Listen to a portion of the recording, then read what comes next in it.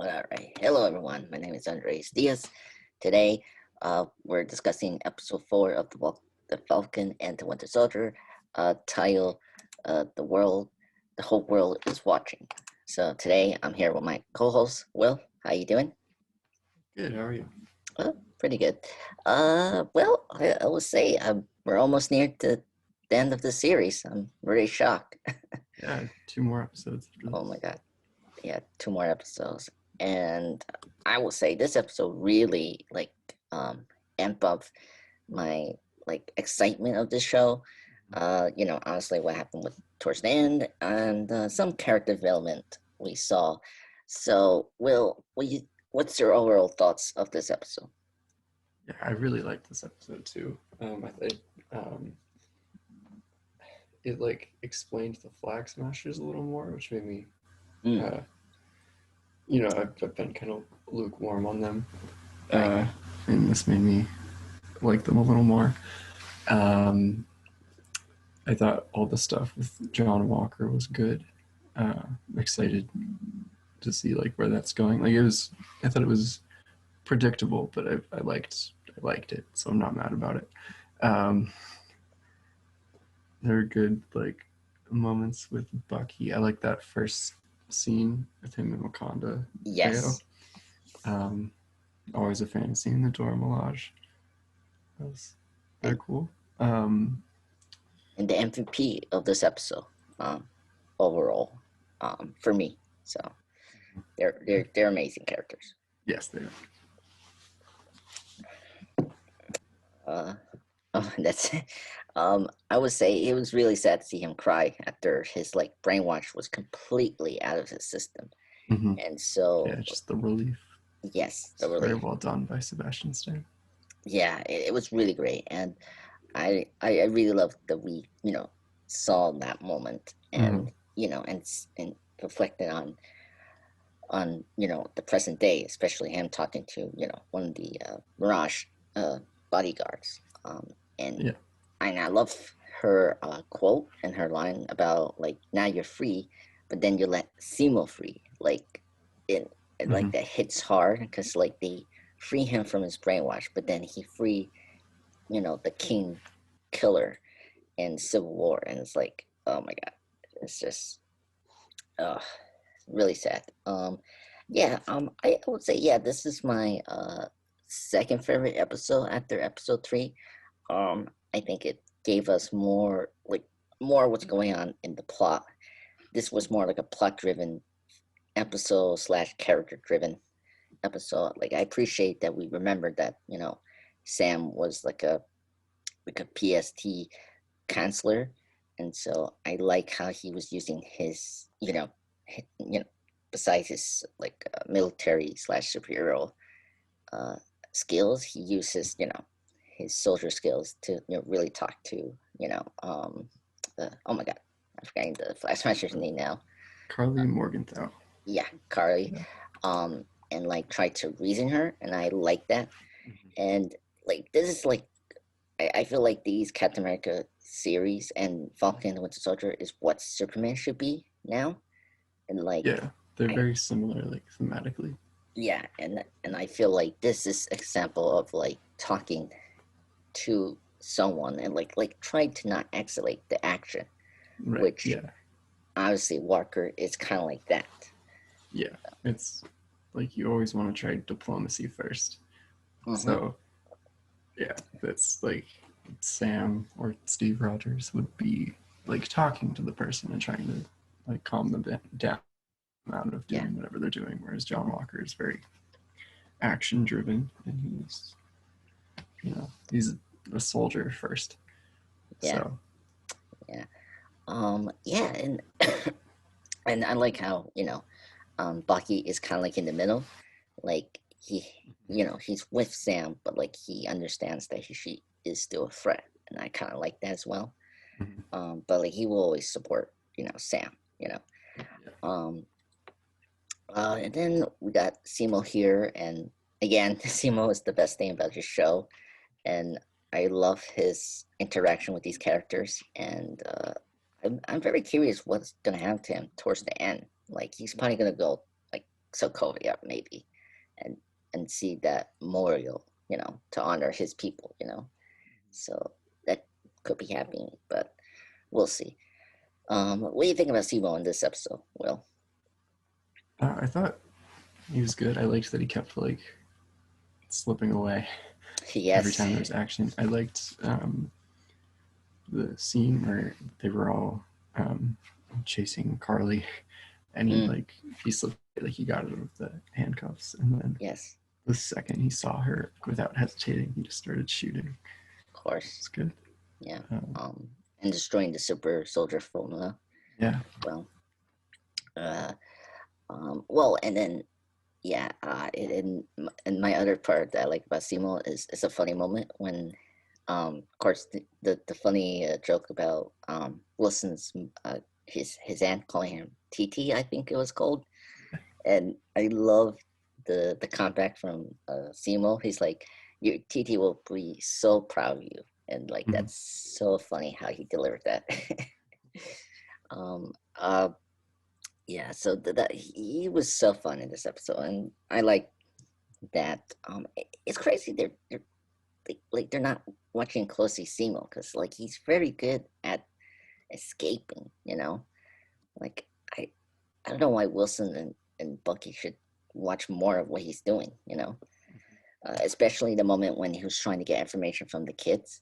Mm-hmm. Like they shouldn't like go over him instead of just staying back, right? Right. Yeah, Like they should have like monitored yeah, him a little more closely. exactly. Like Bucky was there and he wasn't doing anything else. He should have been Yeah. walking up with him. It's just weird. That was the moment. That was a little nitpick. I feel like for this, but it's like they weren't close enough for him, despite Mm-hmm. um, they're of course the Wakanda, sent the Minaj to probably kill Steamboat, right? And like Or at least capturing him. yeah, I'll catch him. Yeah, that's true. I guess we could go into that because they were like the highlights of the episode, and like I'd like this that they're in this episode to like for expand the Wakanda culture as been hearing lately in the news. After the passing of Chadwick Boseman, Marvel has stated that they're gonna plan to expand other characters, and I Yeah, think this was a good way to do that, and I yeah, I really appreciate that. yeah. Giving AO a bigger role was a good choice. Yeah, and I like that was her, and I like because she's like the first like Wakanda Mm-hmm. um, character we saw with Black Panther when they Right. pop up in Civil War, and so I Mm-hmm. like that. So that I never thought about, and then I realized like, oh no, it's cool that she's here. Um, and again, they're great in their action scenes, and I love the moment one of the Majar was holding the shield, and it was so Yeah. oh my She god, did the kick thing that yes, Steve used to do. yes to do it, yes, and of course if it's the material is from Wakanda, and like it's so like poetic that one of the Wakandas is holding it. Yeah, just the vibranium. Yeah, vibranium. Thank you. Yeah. Yeah. Um, but yeah, so it was really interesting. And another moment I really like was how uh, Oi, like touched Bucky's arm and like it Right. deactivate, Yeah. and that was really shocking. So Mm-hmm. and Bucky's reaction was very like, oh my god, I didn't know it can happen, but Yeah. He was like shocked and also like, really? You're gonna do that? yes, It was great. yes. Oh my god, yeah. Um yeah, like they're I think I can understand like that was the best part about that episode is them, and like it was enough to have them here, and I like how they were used. So I'm very happy about that. Um Now let's kind of get into the flags matches, because the last couple weeks, I was with this group a little bit more than you did, Will, and then I'm happy to hear like this episode made more clear indications about them. So let's kind of go over and kind of talk about them overall, and what do you think about now as this um, you know, group of um, very extreme, like social, like crusaders Mhm. that they think they are. You know, we think about it. Will.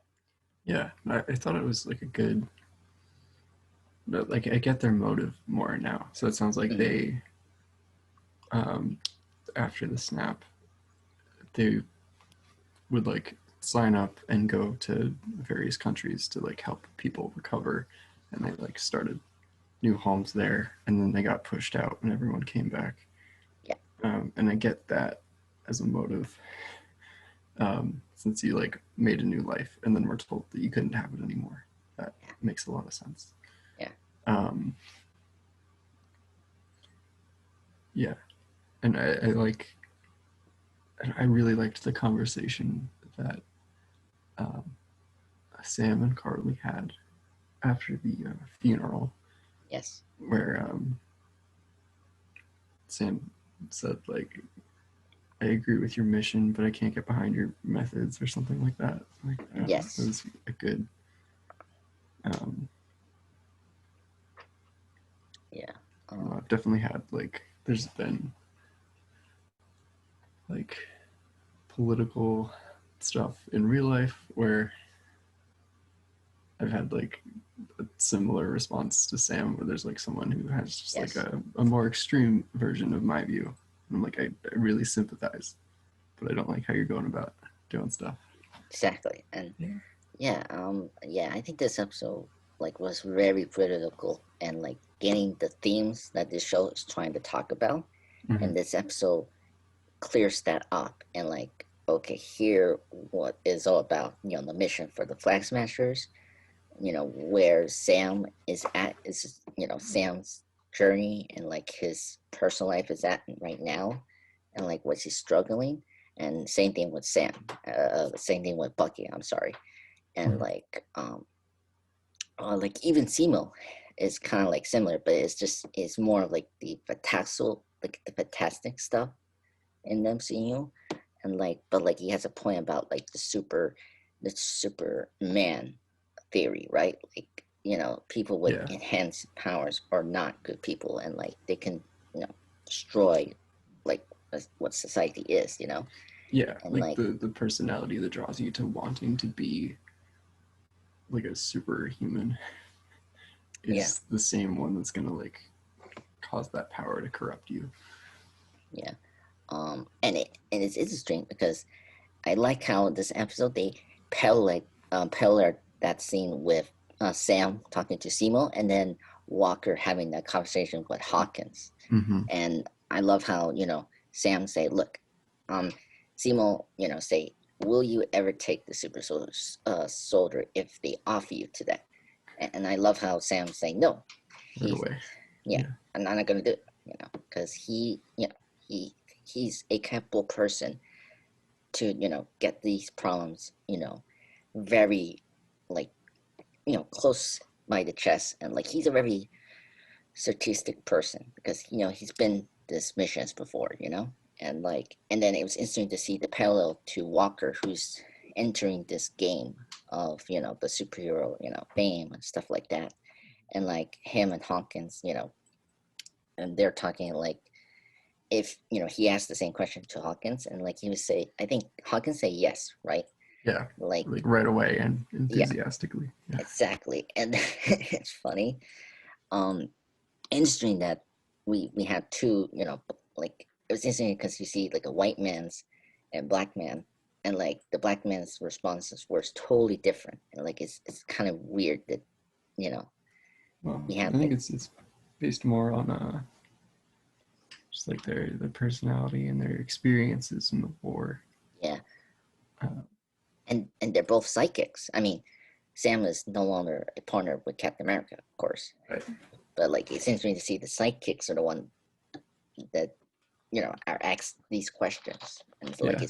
it was really interesting. And that moment when Hawkins was talking to Walker, that was my favorite scene with Walker. I think it really showed his humanity Mhm. and like what he's struggling, because he's not, like, you see his struggles of trying to retain that like Captain America image, like he's trying his best, and like Right. I, you know, I do sympathize Walker, but like his methods is too extreme.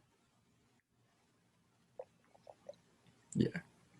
He's head smart, as I call him, like in my mind. He's like very head smart. So yeah. And I guess let's kind of get into Walker on the end of the episode. Like this episode was like very much Walker turning into like the anti-hero, and like what you think his like Mhm. I mean, first off, his partner Hawkins dying in this episode, I was totally That shocked was, about it. yeah, that was a brutal death, which I was not I wasn't expecting that. expecting. I Yeah. Oh my god, I can't believe I saw blood. I Yeah. mean, these movies, I mean, do have a little blood, but Right. this one Yeah. But was, like, um, yeah, I guess like we're so used to seeing people just get like tossed around in these yes, movies. Um, yeah, and then to have like a realistic like depiction of what would happen if a super soldier like punched you and sent you flying into a pillar was rough. rough one, yeah, and, and yeah, but then I felt so bad for Hawkins, and I felt bad Yeah. for Walker, and like, and I mean, you kind of saw, from like episode 3 and this episode, him having this like he was kind of like he felt like he was zoning out sometimes. Yeah. And like here, this moment, he completely had like a psychological breakdown. Yeah. Well, his best friend just got murdered. And Exactly, and it's like that's probably the worst thing. And and just a little, a tippy back. He did steal the last remaining bottle of the super soldier formula, and like I'm curious if he's gonna take that after this episode. but he already did take it. He did. Yeah, he took it Okay.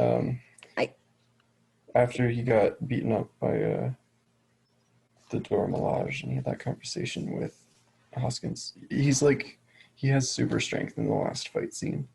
Yeah, I, I knew that. I just needed a confirmation because I was a little confused. Like, oh, you like it's weird that we didn't like have a scene of him Yeah, taking it.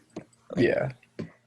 I But there was one shot where he's like, he bends a metal bar in yeah, front of Bucky, and yeah, Bucky like realizes what happened, yeah. and he's like, "What did you do?" And then Walker just like ignores him and keeps going. Keep going. By the way, I love Bucky's line when he beats one of the flag smashers and he say, "Stay down," like he's already down. I just want to throw that out. That was really funny. Yeah, Bucky had Okay, some good lines in yeah, this one. yeah, it was really good lines. He was great in this episode. I think Sebastian, what this was his best performance in this episode. Um, um, yeah, and Walker, yeah, like, okay, because I knew he had super strength now in that scene when they were getting ambushed by the flag smashers. I was just kind of shocked that we didn't get a scene to show that.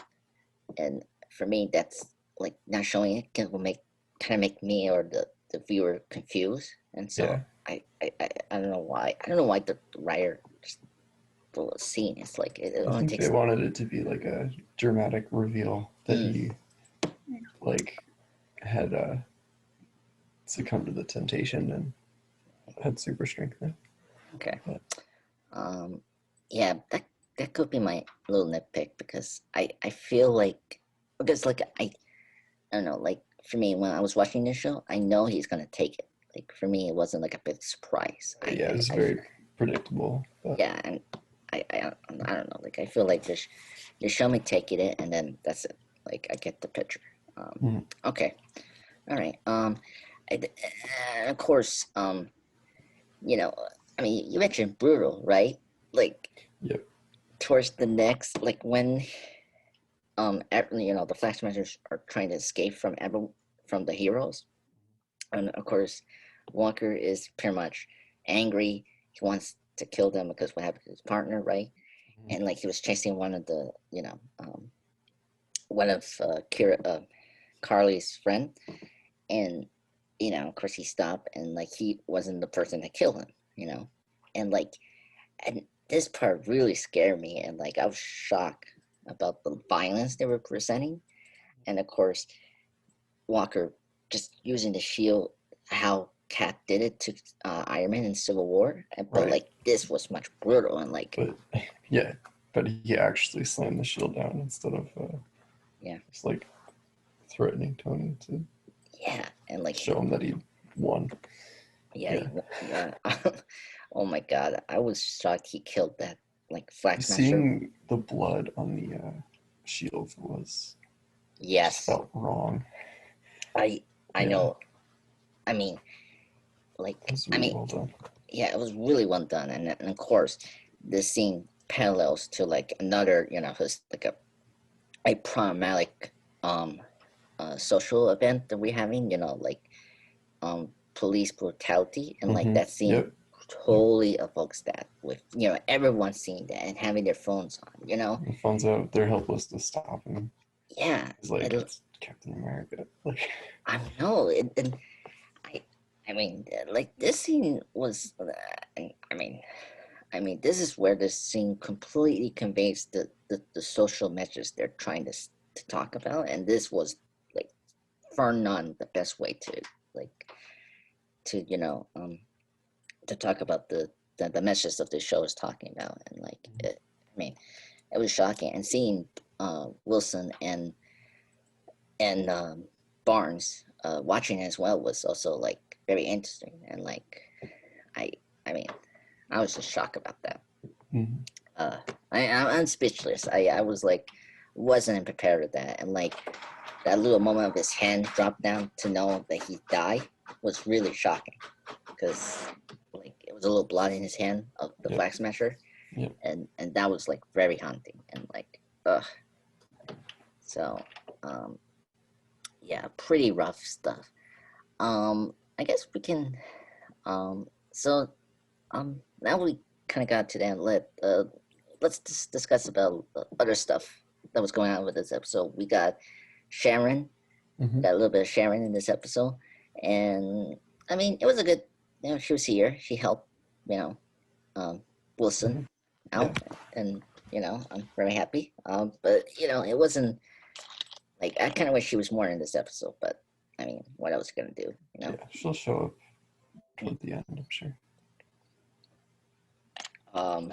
I'm Okay. wondering who the power broker is, I know. because I don't think it's Sharon, but No. like it feels It's I. too like late in the series now for them to like introduce a new character. So I think they're Yeah. either not going to show the power broker, which would feel weird, or Yes. it's going to be someone that we've already met, which would also feel weird because I can't think of anyone who would like make sense No. No. as the I power can. broker.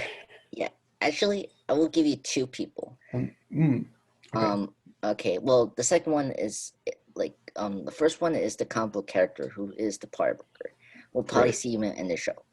I want to Right. get that away because the second one, I this is a good one. Will you will like this, and I know the show is not going to do that. But I was watching. I watch videos to see kind of like opinions, references of Hmm. each of these episodes. Check out Heavy Spoilers. It's a good channel, and in this show, he mentioned who is the power broker, and I mean, a lot of us agree it's not Sharon. He too made that statement as well, that it's not Sharon as the power broker. He mentioned one character that makes the most sense of why he wants to do the super soldier program and stuff like that Hmm. is the leader, um, the the Incredible Hulk villain, the leader from in Yeah. his film. I Played by think he could seems be like the power Nelson. broker. Okay. Not because think about it. We're getting the She-Hulk film, the Disney Plus show, Hmm. and Abomination is coming back as well in Right. this show, right? And then we got Ross. Of course, he's already back, and he's gonna be back again in Blackwood, right? Right. And I feel like having the leader here makes the most sense because because the Incredible Hulk in this universe was like his creation was because Ross and the government were trying to recreate the super soldier formula, right? Right. So it makes sense. Yes. if he was trying to do that in Madripoor. Okay. Yes. And I think someone's mentioned that there's a like a cameo later in the series. Yeah. Um. Which hope, like, I mean, it could be like a WandaVision thing where it's just one of the actors being cheeky. I know. I know. Well, well, I mentioned Black Widow. And I'm just taking this from the heavy spoilers video from this week, and he mentioned it could be Alea from Leah, the new Black The Widow. new, yeah. Yeah, that could be possible. I mean, it makes sense because Black Widow was a Was partner. supposed to come out Yeah, already. Yeah. yeah. Honestly, it's not coming until July. Ugh, Right. my God. Anyway, and that could make sense. Um, I mean, I mean, I yeah, like it was crazy. I mean, at least WandaVision, you didn't expect Pierce to be in this universe, so like that was a big surprise. Like Mhm. I just didn't know what was the context of his storyline. Um, Yeah. and I mean, this show is not like talking these last three episodes and this episode. Will this show is not like fan theory. Like it's not like that kind of show like WandaVision was. Right. There's no like mystery in the background that's or in the foreground. That's like Exactly. central to the plot. The plot's pretty straightforward. Yeah. So so it could be the first choice that this is the comic version of Cloud Worker, and it's just we're I I think we're building up of like I don't know like why he's doing this or something like that. But if you're doing this for the leader, that makes sense, and I think it's a great way to build up the leader coming back Hmm. Yeah, I because could see that as like a post-credit scene. It's like they hmm finish the main story and then they like reveal who the power broker is. yeah. I could and see that. and also like one of the showrunners discuss about or Feige or someone in the studio Hmm. um, say that this show is gonna set up three shows in the Disney Plus. So we saw Rhodey, of course, Yep. and it could set up the themes and like the social messages that he probably gonna have in Armor Wars. That makes sense because how Sam is dealing in this series, right? Hmm. She-Hulk makes sense. They probably gonna sandwich maybe in the background of that show that the leader is the main antagonist in that show, Could be. and and in the comics and in the cartoons, him and Abomination work together. So you Hmm. know, Yeah. and I can see that happening, and then like that could be the biggest reveal and post-credit scene, as you were saying, Will. That makes sense. And that will set up She-Hulk in that series, right? Hmm. Um, and then the third one, I don't know what the third one is. It could be the Wakanda. Yeah, I was gonna say it's probably the Wakanda one. Yeah. Um. So on the Rhodey and the Wakanda thing is clear. So it's just what's the third one that's like the setup for that other Disney Plus, and that could be the She-Hulk, but we'll see. Um. I mean, just um, you just take take what the show is going to give you. I will not be surprised it'll be a letdown, but hey, this is what these shows are about, and this is what the discussions are about, right? Just Hmm. theorizing what's going to happen. So yeah, and I don't know who else it could be. I mean, i I was thinking about Red Skull. Do you think Red Skull could be that other like I like No.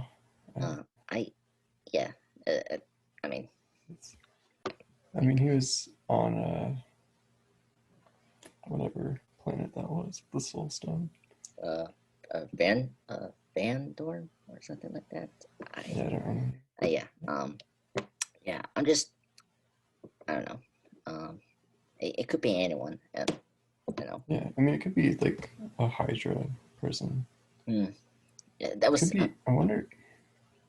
No, no. Never mind. what you were gonna say. I'm Uh, curious. Zemo, just Zemo. like Oh, Mm, like tricking everyone that into makes thinking it's sense. not him. But he's been in prison for like 7 years.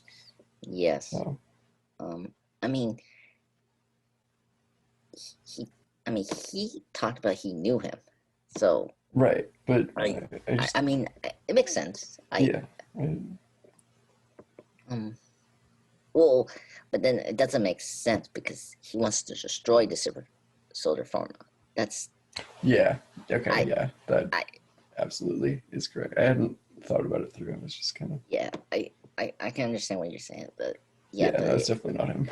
yeah, He exactly. wouldn't have a lab for that. I mean, it'd be cool that one of his like father or like someone in his family is the one Ooh. doing that. Yeah. You know, I mean, it could be that. All right. I think we're just done now. We're just going roller coaster with these theories. Thank you, Will, for coming. This was a really great lively discussion about episode 4. Um, I'm excited for episode 5. And anything else you want to say before we leave? Any? Uh, No, just thank you for having me, and uh, I'm also excited for the next episode.